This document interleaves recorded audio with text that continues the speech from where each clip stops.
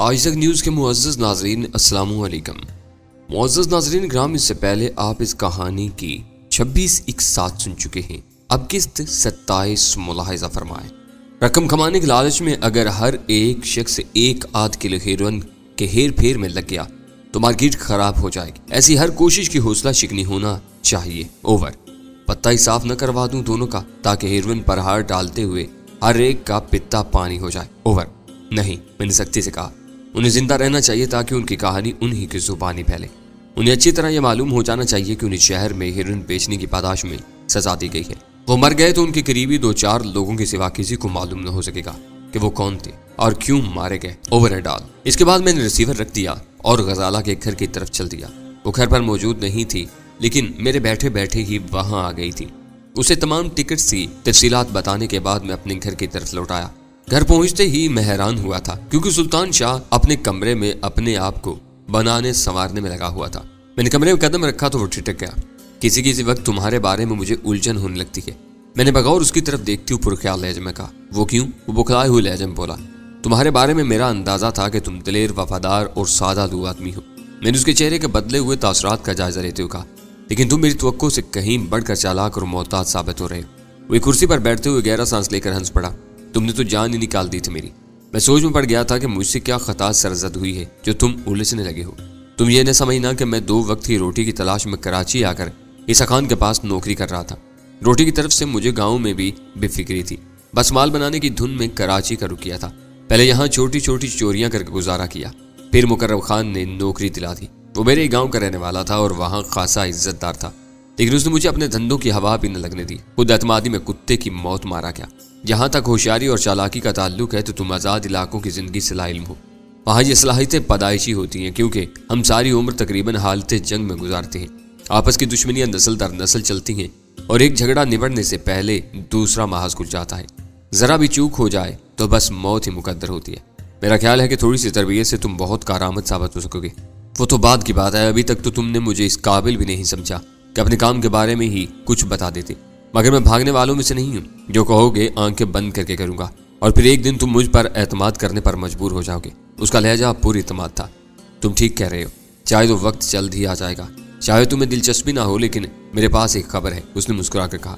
मैं सवालिया निगाहों से उसकी तरफ देखने लगा। कैसी खबर? मैं कपड़े लेने के लिए सदर में घूम रहा था तो मैंने दिलावर खान को देखा। वो बताने लगा।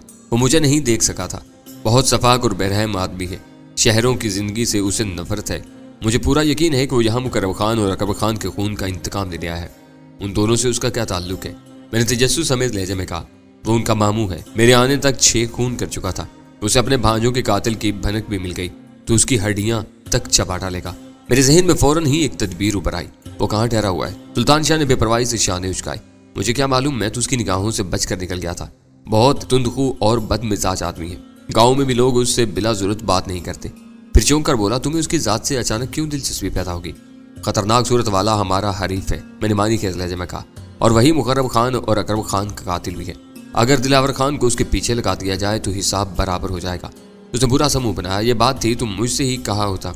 चिड़िया के बच्चे की तरह कहीं भी उसे मसल देता। मुझसे उसका पीछा करवाते रहे और अब पक्का पकाया शिकार दिलावर खान की गोद में डालने की सोच रहे हो। इस मामले में मैं अपने किसी आदमी को मुलव्वस नहीं करना चाहता। मैंने उसके तंजिया लहजे को नजरअंदाज करते हुए संजीदगी से कहा। बहरहाल अब तो हमारे पास वक्त भी नहीं है, वापसी पर देखा जाएगा। हो सकता है दिलावर खान खुद ही सुराग लगा कर उस तक पहुंच जाए तो हम जहाज ही से जाएंगे ना। रवानगी का जिक्र आते ही फिजाई सफर के बारे में उसका शौक ओत कर आया।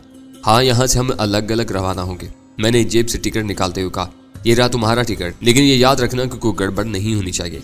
लाहौर में तुम्हें मुझसे अलग ही रहना होगा। तुम फिक्र ना करो। वो टिकट की वर्करदानी करते हुए मसरूर लहजे में बोला। तुम्हें मुझसे कोई शिकायत नहीं होगी। पता नहीं तुमसे पहले मुलाकात क्यों नहीं हुई। मैं हंसता हुआ उस कमरे से निकला। रक्षी की पनाहगाह मेरे इल्म में आ चुकी थी और मुझे यकीन था कि वो मेरी वापसी तक पूरी बेखौफी के साथ वही मुकीम रहेगी। कासिम जैसी वन के बारे में सुल्तान शाह की इतला मेरे लिए हैरतनाक साबित हुई थी।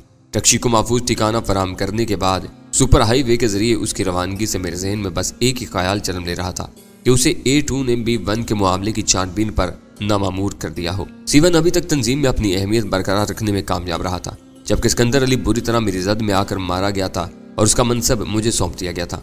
उसके बाद V1 का नाम सामने आया, लेकिन उस बेचारे को ज्यादा दिनों तक मुझ पर अपनी बर्तरी झाड़ने का मौका न मिल सका और वो अपनी ही एक हमाकत के हाथों जहन्नम वासिल हो गया। उस तरह बराह रास्त मैं A2 से वाबस्ता हो गया था, लेकिन मैं उस एजाज का अकलौता मालिक नहीं था। C1 को भी बराह रास्त उसी से हदायत मिल रही थी। उस वक्त मेरे लिए ये काम बहुत आसान था कि रक्षी के मामले में C1 की हुक्म अधूरी बल्कि बगावत की इतला A2 तक पहुंचाकर उसका पत्ता साफ करवा दूं, क्योंकि A2 ने C1 को रक्षी को हलाक करने का हुक्म दिया था, लेकिन उस मरदूद ने उसको छुपाकर उसकी रपोशी का अफसाना तराश लिया था। अगर मैं A2 को गुलशन इकबाल के उस मकान के पते से आगाह कर देता जहाँ कासिम ने रक्षी को रख छोड़ा था, तो दुनिया की कोई ताकत उन दोनों को A2 की इंतकामी कार्रवाई से नहीं बचा सकती थी। उस तंजीम की रफाकत में मैंने अंदाजा लगा लिया था कि उनके नज़दीक वक्ती कारोबारी मफादात से ज़्यादा अहमियत डिसिप्लिन की थी, और महज उसी कड़े डिसिप्लिन के बायस इतने अरसे से राजदारी के साथ मंशियात फरोशी का काम चल रहा था। बज़ाहिर C1 के राह से हट जाने से मुझे फ़ायदा हो सकता था। उस जैसे पुराने और काबिल एतमाद रुकन से हाथ धोने के बाद A2 लामुहाला मुझे ज़्यादा इख्तियारात सौंपने पर मजबूर हो जाता।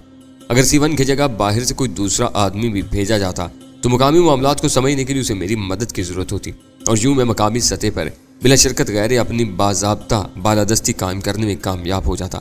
लेकिन मैं फौरी फ़ायदे के बजाय असल आदमी की निशानदेही करना चाहता था। मुझे यकीन था कि लाहौर पहुँचने के बाद मैं उस समत में कोई बड़ी कामयाबी ज़रूर हासिल कर लूँगा। मैं एयरपोर्ट के लिए रवानगी तक उसी अधेड़ बुन में उलझा रहा। रवानगी के लिए मुझे कोई खास तैयार नहीं करना थी, अलबत्ता एहतियातन सिकंदर अली से मिला हुआ वो ब्रीफकेस मैंने तैयार कर लिया था, जिसका कुफल सिर्फ मेरे अंगूठों के निशानात से खुल सकता था, और अगर उसके साथ जबरदस्ती की जाती तो खुद कार मैग्नीशियम के साथ वो ब्रीफकेस जबरदस्त बारूदी धमाके के साथ फट जाता। सुल्तान शाह मुकर्रर वक्त पर टैक्सी के जरिए एयरपोर्ट पहुंचने के इरादे से निकला तो मैंने उसे रोक लिया। वो लाख होशियार सही, लेकिन उसे अभी तक अंदाजा नहीं हो सका था कि हमारे दुश्मन किस कदर मुनज़्ज़म लोग हैं। कासिम शहर से बाहर गया हुआ था, लेकिन इम्कान था कि उसने मेरी हदायत से इनहराफ करते हुए किसी को मेरी निगरानी पर मामूर जरूर कर दिया होगा। अगर मेरे मकान के करूब जवार में उसका कोई कुर्गा मौजूद था तो मेरे मामूलात से वाकफियत की जुस्तजू में वो सुल्तान की तरफ से भी मुतवज्जा हो सकता था, और बेखबरी में उसे अपने पीछे लगाकर एयरपोर्ट ले जाता। ऐसी सूरत में मेरी लाइल्मी में एयरपोर्ट भी निगरानी हो सकती थी। लिहाजा बेहतर यही था कि सुल्तान शाह को अकेले भेजने की बजाय मैं अपने साथ ही ले जाता, ताकि पूरी तरह मैं हालात से बाखबर रहता। घर से रवाना होने के चंद मिनट बाद ही मेरे शूबे की तस्दीक होगी। दिन में मेरी निगरानी की जरूरत नहीं समझी गई थी। उस वक्त एक सफेद कार मेरे ताक़ुब में लगी हुई थी, जिसमें सिर्फ एक ही आदमी नजर आ रहा था, हाथ पैरों से पूरी तरह चाको चुबंद होना। मैंने अकबनुमा आईने का जायजा लेकर मुस्कुराते हुए सुल्तान शाह से सवाल किया, हाँ लेकिन क्यों? वो मेरे मानी खेज लहजे पर चौंका। एक सफेद कार हमारा पीछा कर रही है, मुझे घेरने की कोई तदबीर करता हूँ। जैसे ही तुम्हें इशारा दूं, नीचे उतर कर उसे कार से बाहर घसीट लेना। तुम्हारी 2-4 ज़रबे ही उसके औसान खता करने के लिए काफ़ी होंगी, लेकिन उसकी कार की चाबी पर कब्जा करना न भूलना, ताकि वो दोबारा ताक़ुब जारी न रख सके। उसने इस्तरारी तौर पर सर घुमाकर फौरन ही सफेद कार देख ली, जो 3 गाड़ियों के पीछे हमारे पीछे चली आ रही थी। उसके तो मैं दांत तोड़ दूंगा। वो मेरे खामोश होने पर जोशीले लहजे में बोला, लेकिन उसे तुम घेरोगे कैसे? जरा भी शुबा हो गया तो वो दुम दबाकर भाग निकलेगा, बस देखते जाओ, मैंने पुरख्याल लहजे में कहा। ट्रैफिक सिग्नल से तारिक रोड पर घूमने के बाद मैंने अपनी कार पेट्रोल पंप में घुमा दी। ताक़ुब करने वाले के लिए मेरी वो हरकत गैर मुतवक्किल थी, लिहाजा जिस वक्त मैंने अपनी कार पेट्रोल पंप पर रोकी तो सफेद कार आगे निकलती चली गई। वो आगे रुका होगा, बस अब तुम जाओ, मैंने पंप वाले को चाबी देकर सुल्तान शाह से कहा, और वो एक लफ्ज भी कहे बगैर गाड़ी से उतरकर लंबे लंबे डग भरता हुआ आगे रवाना हो गया। सुल्तान शाह को वक्त देने की गर्ज से मैंने पेट्रोल डलवाने के बाद सर्विस बॉय से इंजन का तेल और रेडिएटर में पानी चेक करवाया। फिर पैसे अदा करके गाड़ी के टायरों में हवा चेक कराने लगा। पंक्चर लगाने वाले का लड़का पहले टायर की हवा देकर फारिग हुआ ही था कि अचानक तारिक रोड की पुरस्कून फुटपाथों पर रवां हजूम में भगदड़ और सनसनी के आसार पैदा हो गए। बेशतर लोग उसी तरफ सर उठा उठा कर देख रहे थे जिधर सुल्तान शाह सफेद कार वाले की गर्दन नापने गया था। मेरे असाब पर तनाव सवार होने लगा। उस वक्त मेरे लिए एक एक लम्हा कीमती था। सुल्तान शाह को ज्यादा देर तक वहां छोड़ना खतरनाक साबित हो सकता था। वो कार्रवाई का आगाज कर चुका था और उस मसरूफ इलाके में पुलिस हर वारदात में फौरी तौर पर मुलव्वस हो जाती थी, क्योंकि वहां गश्त के लिए सिपाहियों की खासी तादाद ममूर थी। अगले 2 पहियों की हवा चेक होते ही मैंने सर्विस बॉय को 1 रुपया थमाया और तेजी से कार पंप से बाहर लिया। सड़क पर आते ही बाएं तरफ थोड़े फासले पर एक हजूम नजर आया। सड़क और फुटपाथ पर फैले हुए फर्द की कोशिश थी कि हजूम के वस्त में पहुंच सके। कुछ तो सड़क घिर गई थी, कुछ कार नशीनों को उस हंगामे के बारे में तजस्सुस था, लिहाजा ट्रैफिक रेंगता हुआ आगे बढ़ रहा था। फिर अचानक ही मेरा दिल बाग बाग हो गया, क्योंकि सुल्तान शाह किसी आम तमाशाई की तरह भीड़ से यूं बाहर निकलता हुआ नजर आया कि कोई भी उसकी तरफ मुतवज्जा नहीं था। मैंने 2 मरतबा लंबा हार्न बजाया, जवाबन दूसरी गाड़ियों से भी शोर बुलंद होने लगा, लेकिन उस असना में सुल्तान शाह मेरी कार देख चुका था। वो मुस्कुराता हुआ मेरी रेंगती हुई कार की तरफ आया और दरवाजा खोलकर बेपरवाही से मेरे पहलू वाली निशिस्त पर बैठ गया। क्या हुआ? बड़ी आसानी से लौट आए? मैंने इश्तियाक अमेज लहजा में सवाल किया। उसने मुट्ठी में दबी हुई चाबी मेरी गोद में डाल दी और हंसते हुए बोला, उसकी तो हड्डियां ही सुरमा हो जाएंगी। उसके साथ हरकत क्या की तुमने? मैंने गाड़ी आगे बढ़ाते हुए पूछा। बस गिरबान पकड़कर उसे बाहर घसीटते हुए मैंने ऊंची आवाज में औरतों से पर्स छीनने वाले पर मुलामत की। आनंद फानंद में उस पर हर तरफ से जलगार हो गई। चाय कुर्बा जवार के दुकानदार पेश थे। उन्होंने उसे संभाला और मैं चाबी निकाल कर रखी से कहा, सच पूछो तो मैं उसे एक भी भरपूर जरब न लगा सका। मैं दिल में उसकी मक्कारी की दाद दिए बगैर नहीं रह सका था। चाहे ये इत्तेफाक ही था कि उसने अपने हरीफ पर किसी औरत से पर्स छीनने का इल्जाम लगाया था, लेकिन यह हकीकत थी कि उन दिनों तारिक रोड और कुर्बा जवार की गलियों में ऐसे वाकयात बकसरत हो रहे थे जिनकी बिना पर अकेली औरतें उस इलाके में खरीदारी से गुरेज करने लगी थी, और शायद इलाके के दुकानदार भी धंधा खराब होने पर ऐसे उचक्कों पर चिल्लाए हुए थे जो स्कूटर या कार में सवार होने की वजह से कभी गिरफ्त में नहीं आते थे। सुल्तान शाह ने यूं ही पर्स चोर का शोशा छोड़ा होगा। हर एक अपने दिल की भड़ास निकालने के लिए उसके शिकार पर टूट पड़ा होगा। जो पैदल आने वाली आफत से बेखबर पेट्रोल पंप से मेरी कार की रवानगी का मुंतजिर था। मुझे खुशी थी कि सीवन या कासम के आदमियों को मेरे हाथों दूसरी बार भारी जिक उठाना पड़ी थी, लेकिन उस बार मैं लाहौर रवानगी के बायस उसकी बेबसी से लुत्फ अंदोज नहीं हो सकता था। सुल्तान शाह ने अपना रोल उस खुश असलूबी से अदा किया था कि उसके जिस्म पर कहीं खराश तक नहीं आई थी, न लिबास चिकन आलूद हुआ था। लिहाजा मैं सीधा एयरपोर्ट की तरफ रवाना हो गया। सुल्तान शाह की दी हुई चाबियां मैंने रास्ते ही में झाड़ियों में उछाल दी, क्योंकि हमारे लिए वो बेमसरफ थी। उन दिनों एयरपोर्ट पर पार्किंग के बाज़ाब्ता तरीकाकार का नफाज नहीं हुआ था। लिहाजा मैंने बेफिक्री से अपनी गाड़ी एक दरख्त के साए में पार्क की और दरवाजे मकफिल करके सुल्तान शाह के हमरा लाउंज की तरफ चल दिया। सड़क अबूर करते हुए नागहानी मेरी नज़र कर्नल जवार जैदी पर पड़ी तो मैं बौखला गया। अलग अलग रवानगी का प्रोग्राम तय करते हुए मैं ये भूल ही गया था कि गजाला को कोई न कोई एयरपोर्ट पर छोड़ने जरूर आएगा। अगर मैं तनहा होता तो शायद मुझे कोई फिक्र न होती, लेकिन सुल्तान शाह की मौजूदगी के बारे में गजाला के बाप को मुतमईन करना दुश्वार हो जाता। मैं कर्नल जवार जैदी से बचकर सुल्तान शाह को हदायत देने के बारे में सोचने भी न पाया था कि उसने मुझे देख लिया और बेतवाना अंदाज में हाथ हिलाता हुआ भीड़ से निकल आया। शायद गजाला अंदर जा चुकी थी और वो बेचारा मेरी तलाश में मुसाफिरों के साथ आने वालों की भीड़ में किसी कटी हुई पतंग की तरह चकराता फिर रहा था। उसने बेतवाना अंदाज में फुटपाथ से उतर कर सड़क के किनारे ही मेरा इस्तकबाल किया। अकेले चले आ रहे हो? सामान कहाँ है तुम्हारा? उसने इस्तफसार किया। फिर उसकी निगाहें मेरे साथ खड़े हुए सुल्तान शाह पर मरकूज हो गई। ये कौन है तुम्हारे साथ? मैं हंस पड़ा। ये मेरा पीएस सुल्तान शाह है। लाहौर का कोई लंबा चौड़ा प्रोग्राम तो है नहीं, लिहाजा एक दो जोड़े ब्रीफ केस ही में डाल दिए हैं। तो ये सुल्तान शाह भी तुम्हारे साथ जहाज से जाएगा? कर्नल का ज़हन उसी में उलझ कर रह गया था। जाहिर है मैंने आजिदगी से कहा, चलो तुम आगे चलो। कर्नल ने सुल्तान शाह को टोका। हमने जरूरी बात करनी है, यहाँ तुम्हारी मौजूदगी जरूरी नहीं। उसका लहजा हतक अमेज था, जैसे मेरा पीए होने के बाद सुल्तान शाह उसका भी गुलाम रहा। लेकिन सुल्तान शाह की पेशानी पर शिकत तक नहीं आई। वो तो फेमी अंदाज में सर हिलाकर आगे बढ़ गया। ये मेरा बहुत ही काबिल एतमाद मददगार है। मैंने सुल्तान शाह की अहमियत ज़हन नशीन कराने की नीयत से बात बढ़ाई, लेकिन कर्नल ने बेपरवाही के अंदाज में मेरी बात उड़ा दी। होगा, जरूर होगा, लेकिन है तो वो तुम्हारा मुलाजिम ही ना। मुलाजमों को इतना मुंह नहीं लगाना चाहिए। क्या जरूरत थी उसे जहाज में ले जाने की? रेल से भेज देते, इस तरह मुलाजिम सर चढ़ जाते। कर्नल जवार जैदी ने जो कुछ कहा मेरी हमदर्दी ही में कहा था। उसकी वो खुली मुदाखलत मुझे पसंद नहीं आई। फिर असूली तौर पर खादम मखदूम के उस रवायती नजरिए का सख्त मुखालिफ मैं खुद था। आप बेफिक्र रहें, मैं उसे देख लूंगा, मैंने मुस्कुराते हुए नर्म लहजे में कहा। फिर चंद फिक्रों के तबादले के बाद मैं उससे इजाजत लेकर अंदर रवाना हो गया। ये कौन था? हाल में पहुंचने के बाद सुल्तान शाह ने मुझसे सवाल किया। मुझे अंदाजा है कि उसका रवैया तुम्हारे लिए अजियतनाक होगा, लेकिन अब उसे भूल जाओ। वो मुझसे अलहदगी में बात करने के लिए बेचैन था। तुम्हें मेरे साथ देखकर उसका मूड खराब हो गया था, वरना वो दिल का बुरा आदमी नहीं। मैंने सुल्तान शाह के शाने पर हाथ मारकर कहा और वो बेचारा मुस्कुरा कर रह गया। हाल मुसाफिरों से भरा हुआ था, लेकिन गजाला उस भीड़ से अलग थलग मेरे इंतजार में खड़ी हुई थी। मुझे देखते ही वो तेजी से मेरी तरफ लपकी थी। उसने कुछ कहने के लिए मुंह खोला, लेकिन मेरे साथ एक अजनबी की मौजूदगी का एहसास करते ही कुछ कहे बगैर होंठ बंद कर लिए। ये सुल्तान शाह है, मेरा दस्तराज समझ लो। मैंने मुस्कुराते हुए कहा, लाहौर में तुम्हारी देखभाल इसी के जिम्मा होगी। फिर मैं सुल्तान शाह से मुखातब हो गया। ये मेरी मंगेतर गजाला है। शायद सुल्तान शाह के लिए किसी खूबसूरत लड़की से यूं मुतारफ होने का वो पहला मौका था, लिहाजा वो बेबसी से दान निकाल कर रह गया और गजाला मेरे करीब खिसकाई। आपको काफी देर हो गई, उसने शिकायत अमेज लहजे में कहा। मुझे तशवीश होने लगी थी। बातें बाद में होंगी, पहले बोर्डिंग कार्ड ले लूं, मैंने मुस्कुराते हुए कहा और सुल्तान शाह को साथ लेकर काउंटर के सामने लगी हुई कतार में खड़ा हो गया। बाहर मिलने वाला सुसर तो नहीं था तुम्हारा? सुल्तान शाह ने धीमी आवाज में सवाल किया और मैं चौंक पड़ा। तुम्हें कैसे मालूम हुआ? बस अंदाजा। वो मेरी आंखों में आंखें डालकर भरपूर अंदाज में मुस्कुराया। पहाड़ों से समंदर तक वैसे तो 4 सूबे हैं, मगर बहुत सी बातें हर जगह मुश्तरक हैं। हमारी तरफ भी हर शख्स अपने दामाद को धोस में लेने पर तुला रहता है। तुम अहमक हो। वो मुझे धोस में नहीं ले रहा था, बस जरा चिल्लाया हुआ था। उस मौजू पर बिला वजह मुझसे उलझने लगा और मैं भी वक्त गुजारी के लिए उसकी गुफ्तगू में दिलचस्पी लेने लगा। उसका ख्याल था कि बाज़ इलाकों में शादी के लिए खतीर रकम लड़कियों के वालिदैन को अदा की जाती थी और बड़े शहरों में लोग पैसे के बल पर अच्छे दामाद खरीदने की फिक्र में रहते थे।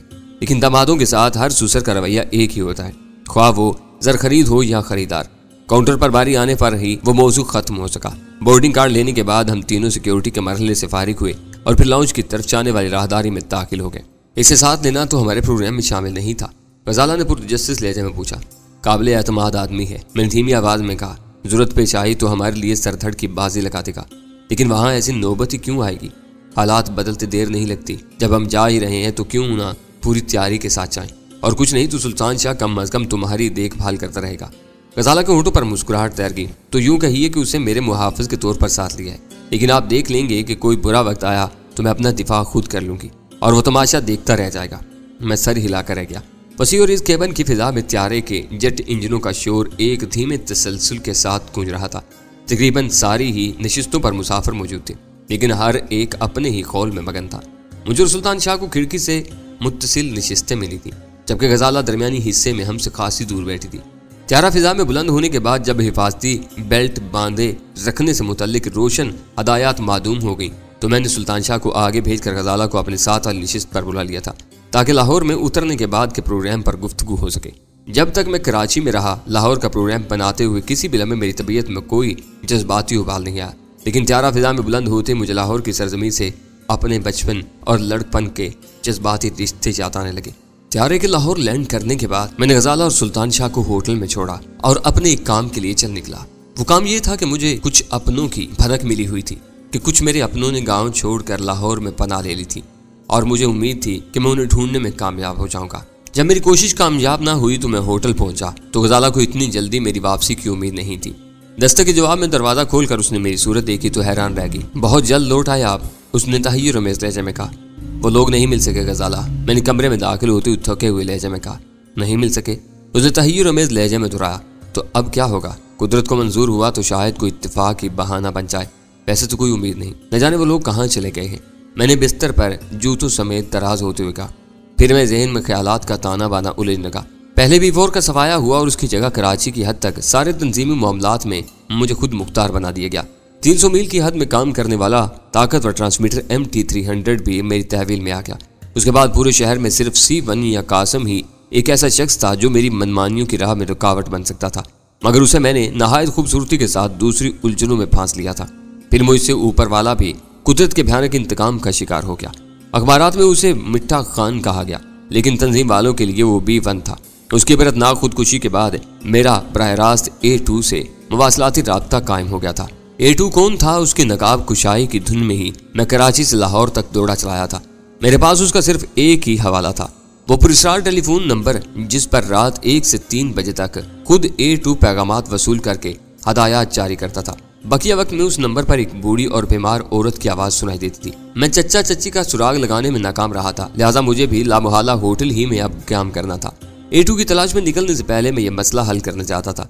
वो कमरा गजाला ही के नाम पर बुक हुआ था, मगर वो डबल बेडरूम था। मैं चाहता तो उसी में कयाम कर सकता था, मगर मैंने उसे मुनासिब न समझा। गजाला को मैंने पाकीज़ा जज्बों के साथ चाहा था और मैं नहीं चाहता था कि किसी वक्त भी एहतियात का दामन हाथ से छूट जाए। गनीमत हुआ कि मुझे उसी फ्लोर पर एक कमरा मिल गया। चाबी हासिल करने के बाद मैं अपने कमरे में जाने की नीयत से उठा तो गजाला की तफसार तलब निगाहें कदमों की जंजीर बन गई। क्या खाना भी साथ नहीं खाएंगे? उसने शिकायती लहजे में सवाल किया। हमें अनजान बनकर रहना है गजाला, मैंने उसे मुहब्बत अमेज लहजा में समझाया। मेरी वजह से तुम किसी दुश्वारी में भी गिरफ्तार हो सकती हो। मैं आज रात से ही अपने काम का आगाज करना चाह रहा हूँ। आज रात से? उसने तहय्युर अमेज लहजे में सवाल किया। हाँ, मैंने आहिज़गी कहा। मुझे घर का सुराग लगाना है जहाँ वो फोन लगा हुआ है। हो सकता है कि मैं आज रात ही उस घर में घुसकर सूरत हाल का जायजा लेटा लूँ। आप अकेले जाएंगे? उसके लहजे में तशवीश उमड़ आई। सोच रहा हूँ कि सुल्तान शाह को भी साथ ले दूँ, तुम जरा मोहतात रहना। वासूदा अंदाज में हंस पड़ी। अभी कौन सी एहतियात की जरूरत है मुझे? मेरा काम तो कल से शुरू होगा, जब मैं एशियन सिंडिकेट लिमिटेड से रिज्यू करूंगी। कल नहीं, मैंने बगौर उसकी आंखों में देखते हुए कहा।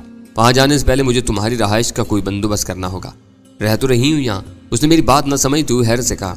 अगर उस दफ्तर की आड़ में कोई घपला हो रहा है तो वो लोग तुम्हारे बारे में छानबीन जरूर करेंगे और उन्हें भड़काने के लिए यही एक बात काफी होगी कि तुम होटल में रह रही हो। तुम्हारे लिए किसी आबादी में रहाइश का बंदोबस्त करना होगा जहां तुम्हारे बारे में कोई हमदर्दाना गवाही भी दे सके।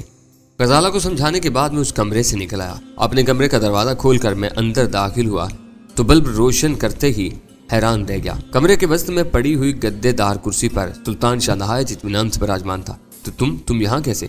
बदिक्कत तमाम मेरे मुंह से निकला। मैं ड्यूटी पर हूँ। वो मुस्कुराया। मेरे और भाभी के कमरों के स्विच बोर्ड शायद एक ही दीवार पर हैं और दरमियान में कोई नाकस सा गत्ता लगा हुआ है। थोड़ी सी कोशिश के बाद मैं तुम दोनों की सारी गुफ्तगू सुनने में कामयाब हो गया। फिर सोचा कि क्यों ना तुमको अचानक ही हैरान कर दूं। और कमरे की चाबी कहाँ से आई तुम्हारे पास? मैंने उसके मुकाबले में सहरी पर बैठते हुए सवाल किया। चाबी? वो बिठंगेपन से हंसा और फिर जेब से एक मुड़ा हुआ तार निकाल कर मेरी तरफ बढ़ा दिया। हुक्म दो तो सारे कमरों के ताले इसी एक तार से खोलता चला जाऊं। मुझे खुशी है तुम खुद को मेरी तवक्कुआत का अहल साबित कर रहे हो। खाना तो खा लिया होगा तुमने? अल्हम्दुलिल्लाह। उसने फराग दिली से कहा, अब तुम काम बताओ। तुम यहीं ठहरो, मैं थोड़ी देर में वापस आता हूँ। ये कहते हुए मैं कमरे से निकल गया।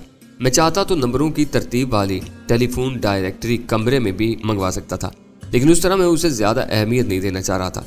नीचे उतरकर मैंने इस्तकबालिया काउंटर से वो डायरेक्टरी ली और एक सोफे पर बैठकर उसकी फरकरदानी करने लगा। चंद ही मिनट बाद मुझे मतलूबा नंबर मिल गया। वो मिसेस दिलदार भट्टी के नाम पर था, जिसकी सुकूनत मॉडल टाउन के इलाके में थी। मैंने वो मुख्तसर सा पता ज़हन नशीन करके डायरेक्टरी इस्तकबालिया क्लर्क को लुटा दी।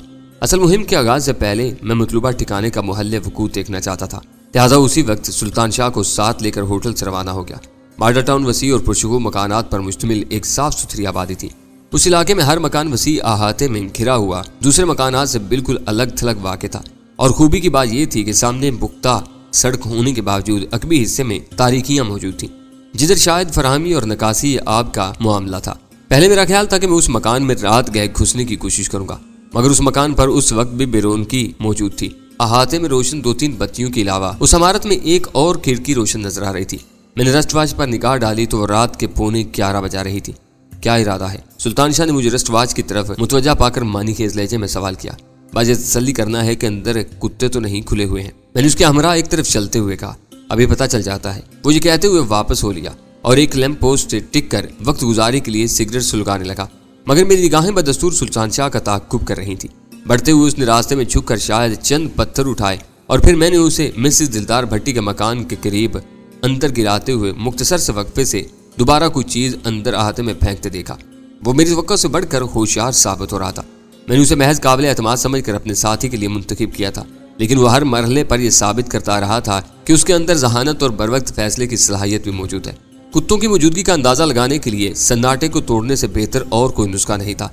सुल्तान शाह अपनी कार्रवाई करता हुआ आगे बढ़ता चला गया। स्ट्रीट लैंप्स की रोशनी में उसका हेवला दूर तक बढ़ने के बाद वापस आने लगा था। वापसी में भी उसने मिसेस दिलदार भट्टी के मकान में पत्थर उछाले और उस बार चंद सानियों के लिए वहां रुककर अंदर से किसी किस्म के रद्देअमल का इंतजार करता रहा और आखिरकार होठों पर फातिहाना मुस्कुराहट लिए मेरे पास आन मौजूद हुआ। लगता है कि अंदर कोई भी नहीं है, न कुत्ता न कोई चौकीदार। उसने आते ही पूरे एतमाद लहजे में ऐलान किया और मैं उसके शाने पर हाथ रखकर उसे अपने साथ लेते हुए आगे बढ़ गया। वो शहर के आसूदा हाल लोगों की आबादी थी और मैं अच्छी तरह जानता था कि उस दौर में दौलत आसानी के साथ नहीं कमाई जाती। अव्वल तो दौलत की देवी दूर दूर से दर्शन कराती रहती है, फिर जब आती है तो इंसान को एहसास होता है कि पैसे के साथ उसने कुछ रोग भी कमा लिए हैं। उनमें सबसे बड़ा रोग बेख्वाबी का होता है। बड़ी आमदनी की बड़ी फिक्रें सबसे पहले रातों के सुकून पर शब खून मारती हैं और इंसान ख्वाबगाह के अंधेरे में नरम बिस्तर की आगोश छोड़कर खुले हुए दरीचों में यूं आ खड़ा होता है जैसे उसे किसी का इंतजार हो। मैं नहीं चाहता था कि किसी खिड़की से अंधेरे में भटकती हुई निगाहें मुझे और सुल्तान शाह को वहां मुश्तबा अंदाज में खड़ा हुआ देखें। लिहाजा मैंने चलते चलते अपनी बात जारी रखी। मैदान साफ है तो फिर हमें इसी वक्त काम दिखाना होगा। मैंने दबे दबे हैजान अमेज लहजे में कहा। अंदर कूदोगे? उसने आहिस्तगी से सवाल किया। हाँ, मैंने कदर तहय्युर के साथ कहा, क्योंकि उसका सवाल करने का अंदाज अजीब सा था। वैसे भी वो अमूमन हुक्म की तामील से गर्ज रखता था, सवालात कम ही करता था। अब तक तुम जो कुछ बताते रहे उस पर मैं आंखें बंद करके अमल करता रहा। उसने ठहरे हुए संजीदा लहजे में कहा, लेकिन जरूरत से ज्यादा बेखबरी किसी वक्त भारी नुकसान का सबब भी बन सकती है।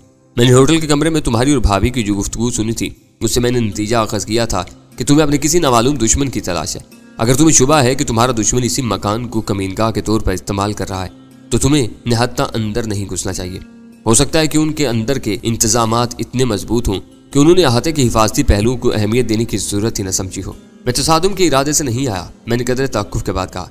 आज तो बस हालात का अंदाजा लगाना है। जहां भी टकराव का खतरा महसूस हुआ उल्टे कदमों लौट आऊंगा। वो सारी हिला कर रह गया। इमारत अहाते के तकरीबन वस्त में बनी हुई है। पिछली गली बिल्कुल तारीक और वीरान होगी। मैं उसी सम से अंदर घुसने की कोशिश करूंगा। और मैं क्या करूंगा? मेरी बात पूरी होने से कबल वो तजस्सुस आमेज़ लहजे में बोल पड़ा। तुम बाहर रहकर निगरानी करोगे। बैरूनी मुदाखलत का खतरा महसूस करते ही एक तवील सीटी बजा देना ताकि मैं निकलने की फिक्र कर सकूं। बस ये बात जहन में रखना कि इस मरहले में मैं तसादुम से बचना चाह रहा हूँ, वरना दुश्मन होशियार हो जाएगा और हम एक बार फिर अंधेरे में भटकते रह जाएंगे। अपने प्रोग्राम पर गुफ्तगू करते हुए हम दोनों काफी दूर निकल गए थे, लेकिन जब हम 10 मिनट बाद मज़कूरा मकान पर अपने तयशुदा जिम्मेदारियां संभालने के लिए एक दूसरे से अलग हुए तो हमारे जहनों पर सिर्फ हाल की संगीनी का एहसास किसी हद तक तारी हो चला था। उस वक्त मेरी रस्टवाज 11:15 बजा रही थी। कराची की जागती रातों के लिहाज से ज्यादा देर नहीं हुई थी, लेकिन उस इलाके में लाहौर वालों का इज्तिमाई अंदाज हावी था। हर सूस सन्नाटा छाया हुआ था। दूर से आवारा कुत्तों की आवाजें उबर उबर कर मालूम हो रही थी और बेशतर मकानों के अकामती हिस्से तारीक पड़े हुए थे। मैं अमूमी रफ्तार से चलता हुआ उस नुक्कड़ तक पहुंचा जहां से मुझे तारीक अकबी गली में घुसना था। लहजा भर के लिए रुक कर मैंने कुर्बो जवार का जायजा लिया। मैदान बदस्तूर साफ पड़ा हुआ था। सुल्तान शाह का कहीं पता नहीं था। शायद उसने अपने लिए कोई बहुत ही बेहतर कमीनगाह चुनी थी। मैं फुर्ती से आगे बढ़ा और गली में फैली हुई तारीकी में तहलील हो गया। गली तारीक लेकिन साफ सुथरी थी। मैं बाएं हाथ पर तीसरे अहाते की सपाट दीवार के करीब रुक गया। आम तामीरी रवाज के मुताबिक शायद किसी भी मकान के अकबी अहाते में कोई दरवाजा या फाटक नहीं था, लेकिन मुझे देखकर खुशी हुई कि शहरी सहूलतों की फराहमी के लिए उसी अकबी गली को इस्तेमाल किया गया था। अंधेरे का आदी हो जाने के बाद मुझे पानी, गैस और बिजली वगैरह के लवाजमात नजर आने लगे थे। अचानक ही मेरी खुशी की इंतहा न रही जब मैंने अपनी मतलूबा मकान की दीवार के तकरीबन 7 कंक्रीट की चौकी पर महकमा टेलीफोन की ऊंची सी कैबिनेट लगी देखी, जिस इलाके के लोगों को कनेक्शन दिए गए थे। मैं उस आहनी कैबिनेट पर चढ़कर बासानी 8 फुट ऊंची दीवार के उस पार का जायजा लेने के बाद अंदर कूद सकता था। मैं एहतियात के साथ उस कैबिनेट पर चढ़ा। धीरे धीरे सर उठाकर अहाते के अंदर फैली हुई वीरानी का जायजा लिया और फिर तन बतकदीर होकर दीवार पर चढ़कर नरम लान पर कूद गया। इमारत के मकीन मेरी तवक्को से बढ़कर बेफिक्रे और बेपरवाह साबित हुए। मैं फूंक फूंक कर कदम आगे बढ़ाता रहा और बदस्तूर बेकरार सन्नाटा छाया रहा। निगरानी के लिए वहां कुत्तों वगैरह का इम्कान तो पहले ही रद्द हो चुका था और उस वक्त वहां चौकीदार की मौजूदगी मशकूक सी नजर आ रही थी, या शायद वो भी अपने आकाओं की तरफ से मुतमिन होने के बाद किसी गोशे में जा सोया था। आहते में रोशनी न होने के बराबर थी, लेकिन उसके बावजूद मैंने अपना रुख इमारत के अकबी समत ही की तरफ रखा। सन्नाटे की बिना पर सामने के रुख पर किसी दरवाजे वगैरह के खुले होने की उम्मीद हमाकत ही होती। अलबत्ता यह इम्कान था कि शायद कोई खुली हुई खिड़की मेरे लिए सहूलत पैदा कर सके। मेरे हवास पूरी तरह काम कर रहे थे, लेकिन तमाम तर हौसले के बावजूद मेरे असाब पर सनसनी छाई हुई थी, जिसका सबब यह एहसास था कि मैं उस वक्त A2 की कमीनगाह में मौजूद था। A2 जो मौत के सौदागरों की टोली में एक पुरस्कार नाम था, जिसका वजूद हर शख्स के लिए एक राज था, लेकिन मैं अपनी कोशिशों से उसकी दहलीज पर चढ़कर उसे ललकारने की पोजीशन में आ चुका था। मैंने अकबी समत का पूरी तरह से जायजा ले डाला, लेकिन कामयाबी की कोई सूरत नजर न आ सकी।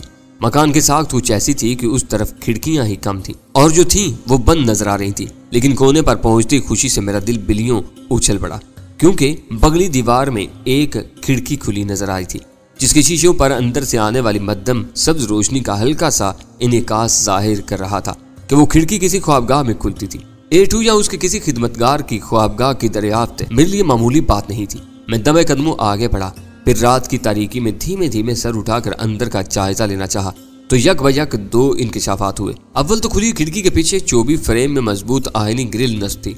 दोम ये कि ख्वाबगाह में फैली मध्यम सब्ज रोशनी में एक इंसानी हेवला खिड़की की तरफ पुश्त किए चादर ओढ़े बेखबर सो रहा था। मेरे वजूद में इस्तराब की लहर सरायत कर गई। शिकार सामने मौजूद था और अपने सर पर मंडलाने वाले खतरे से बेखबर गहरी नींद सो रहा था। कमरे में दाखिल होकर मैं उसे जेर कर सकता था। मेरी निगाहें बेचैनी से दीवार पर फैलने लगी। फिर अचानक ही अपनी खुशनसीबी पर मैं झूम उठा। उस रात सितारे मेरा साथ दे रहे थे। मैं बासानी उस ख्वाबगाह तक आ पहुंचा था और वहां घुसने की राह भी नजर आ रही थी। कमरे के एक सिरे पर दीवार में एक चौकोर खला मौजूद था, जिसे अंदर से हार्ड बोर्ड लगाकर बंद कर दिया गया था। उस खला के 2 अदद दीवार गिर आईनी ब्रैकेट लगे हुए थे, जिनसे जाहिर हो रहा था कि वहां किसी वक्त एयर कंडीशनर लगा हुआ होगा, जिसे मुस्तकिल तौर पर मुरम्मत के लिए हटाकर मेरे लिए एक रास्ता तैयार किया गया था।